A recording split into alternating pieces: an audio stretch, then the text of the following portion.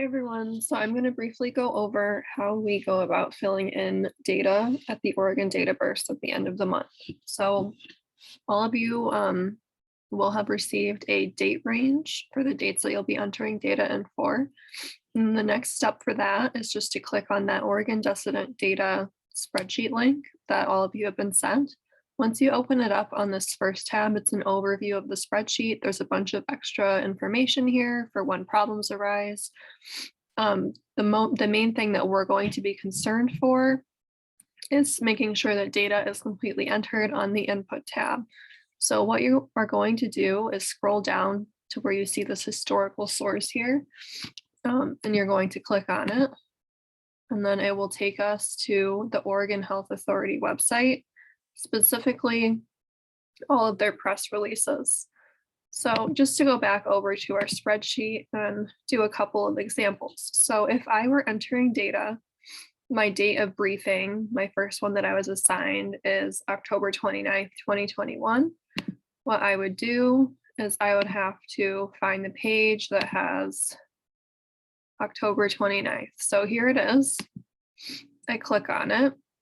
The first thing that I do when I am inputting data using these press releases is I copy the website for this specific press release page, and then you're going to want to paste it under the URL column, and then you're going to put your name. So I would put my name, for example, and then I have the date of briefing.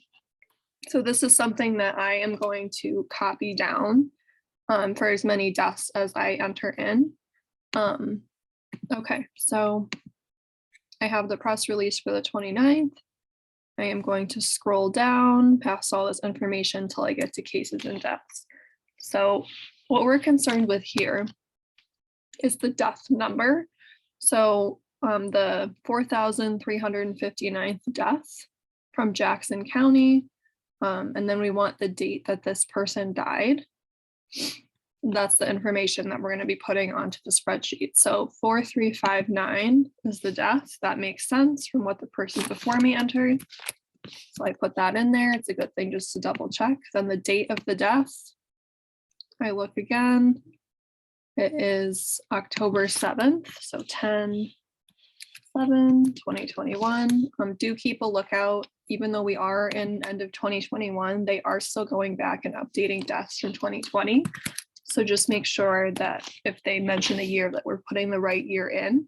And then I put the county that they lived in this column here. And we have a number of deaths column. So it's just kind of a running total. So you're going to enter one. So if, for example, let's look and see if there's any press release for the 30th. So there is no press release for the 30th or the 31st, which if you check your calendar, you can confirm that that's a weekend. They do not release press releases over the weekend. So what I would do is I don't have a URL link to put in here. So I would still just put my name because that date was assigned to me. So the date of briefing would have been the 30th. And then over here under number of deaths, I'm just going to put a 0.